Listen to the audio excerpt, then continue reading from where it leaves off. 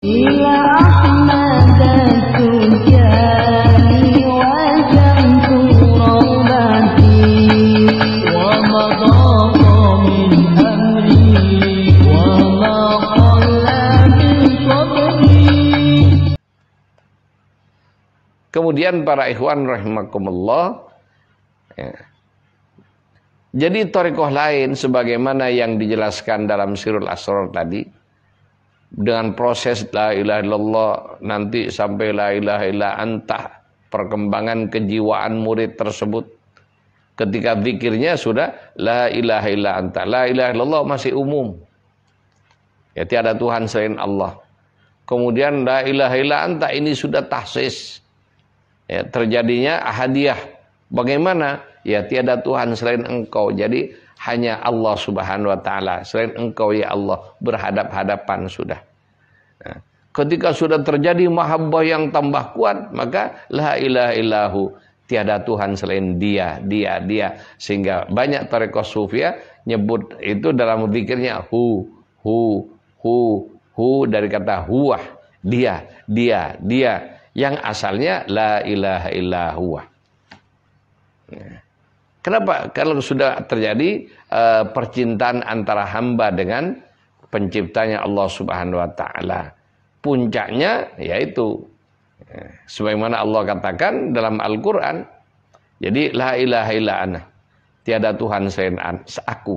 Lah ini ketika membahas sampai di sini, kalau ilmu akidahnya belum matang, bisa jadi orang yang membahas ini dan yang mendengarkan terjebak kepada itu anahnya Allah Subhanahu wa taala, nganggap dirinya Tuhan.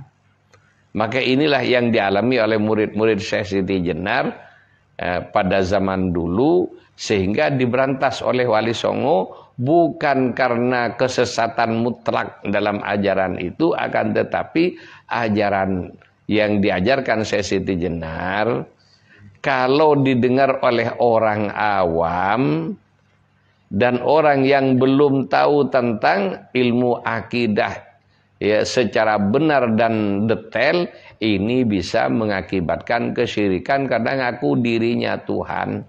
Tuhan berada dalam dirinya. Ingat, Tuhan tidak perlu tempat. Jadi keberadaan Allah tidak sama dengan keberadaan makhluk. Sehingga salah persepsi sedikit dalam urusan ini, maka yang bersangkutan jatuh pada kesyirikan. Ini ajaran thariqah lain. Ya. Bukan salah ajarannya. Untuk kelas yang memang sudah benar akidahnya, sudah detail pengetahuannya, maka untuk mencapai ma'rifah billah dengan metode ini ya ideal banget. Kenapa? Ibaratnya orang perjalanan ngerti pos-posnya. Ya, ingin dari Surabaya ke Jakarta tahu antar kotanya. Ya, karena sebelum dari Surabaya ke Gresik ngelihat kota Gresik. Seperti zaman dulu sebelum ada tol, ya.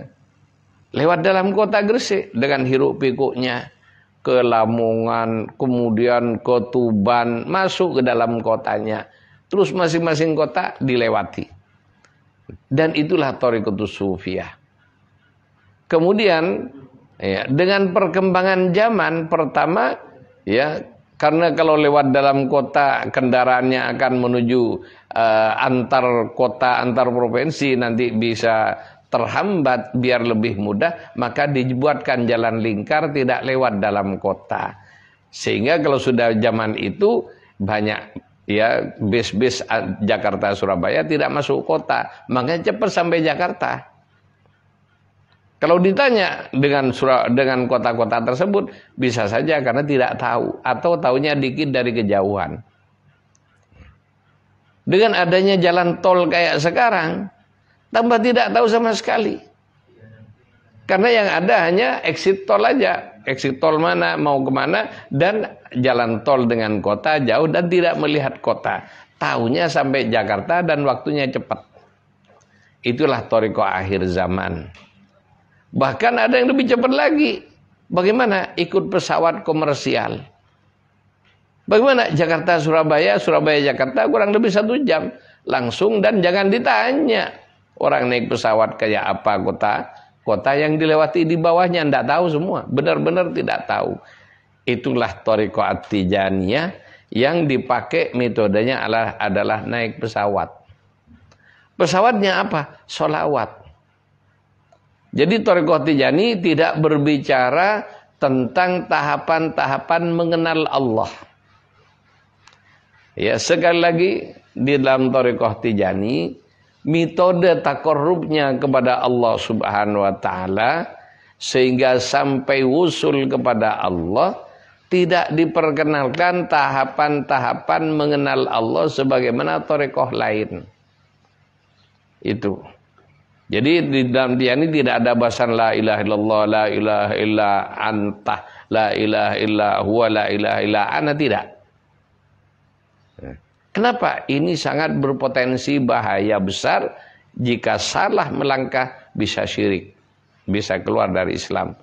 Itulah yang dikenal dalam Thariqatus Sufiyah, istilahnya orang yang salah jalan dalam berthariqah dikenal dengan zindik.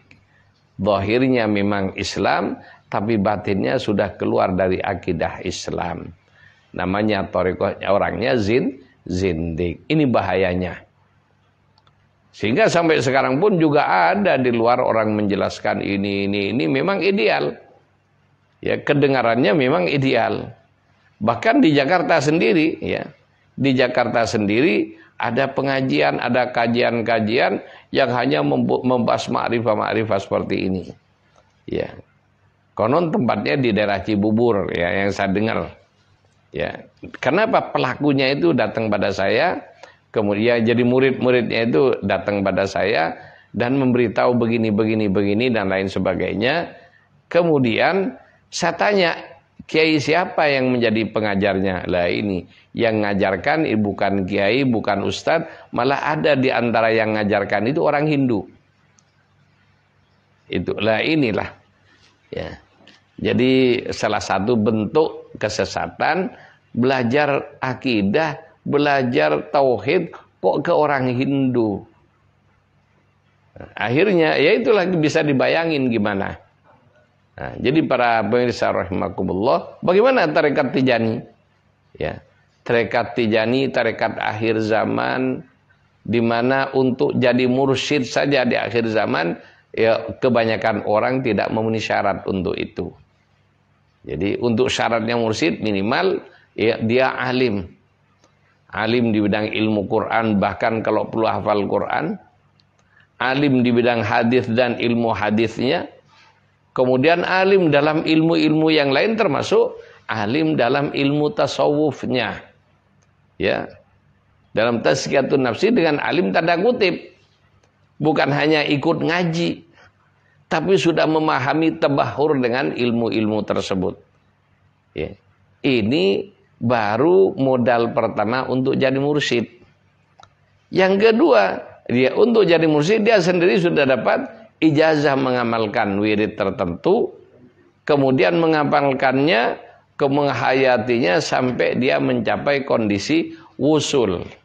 Ya, sampai dengan tujuan beribadah tersebut, wusul ilallah. Itu. Kemudian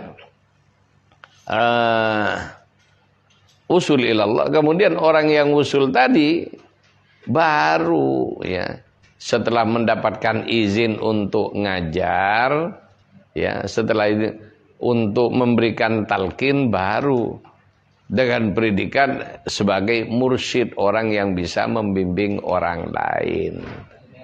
Otomatis ilmunya bukan hanya ilmu zahir, punya basirah yang kuat.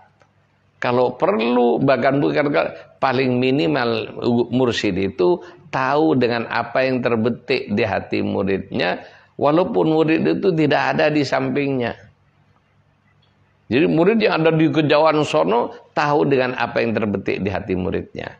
Sehingga murid dijaga oleh mursyidnya.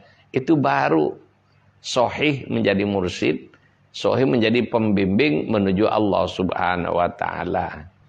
Ya, tapi kalau tidak ngerti begini, hanya tahu wiritan, bilang mursyid, ya wallah alam, saya tidak mau komentar. Tapi yang jelas bukan seperti itu mursyid. Itu. Jadi banyak persyaratan. Sehingga untuk saat ini, untuk jadi mursyid, itu banyak orang tidak capable. Tidak punya kemampuan untuk itu. Ya. Sehingga Thariqah Tijani adalah thariqah yang menjadi jawaban akhir zaman. Apa? Untuk jadi muqaddam tidak harus memenuhi syarat sebagaimana mursyid. Bukan berarti tidak ada muqaddam yang punya kemampuan itu. Banyak, tapi bukan itu persyaratannya.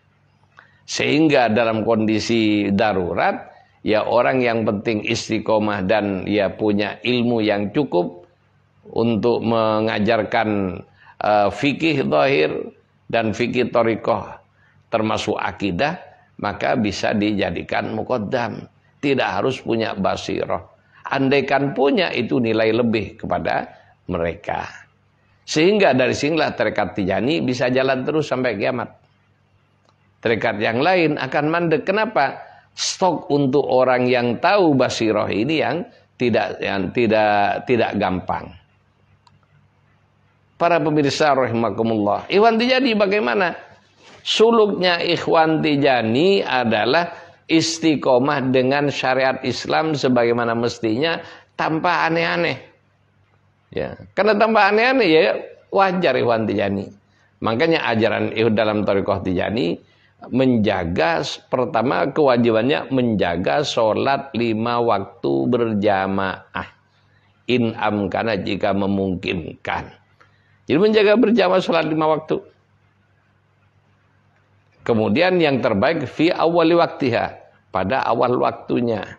Dengan syarat-syarat ya sholat berjamaah madhab ahlus sunnah wal jamaah. Tidak boleh madhab di lain ahlus sunnah wal jamaah. Yaitu apa? Madhab yang 4. Ya, kalau di Maroko, di Aljazair kebanyakan Maliki. Orang Indonesia kebanyakan Syafi'i. Orang Indonesia masuk Tijani tidak harus pindah madhab. Itu. Sekali lagi, orang Indonesia yang madhab Syafi'i ngambil tarekat Tijani tidak harus pindah madhab. Kenapa? Madhab yang 4 diakui keabsahannya. Mau Hanafi, mau Hambali, mau Syafi'i, mau Maliki, terserah. Ya tidak harus pindah madhab. Itu yang dalam tarekat Tijani.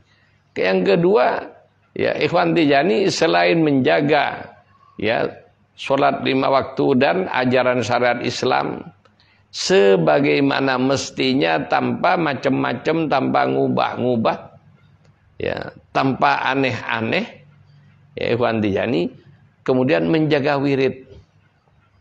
Ya, jadi itu yang utama dan menjaga istiqomah wirid sesuai dengan syarat-syaratnya.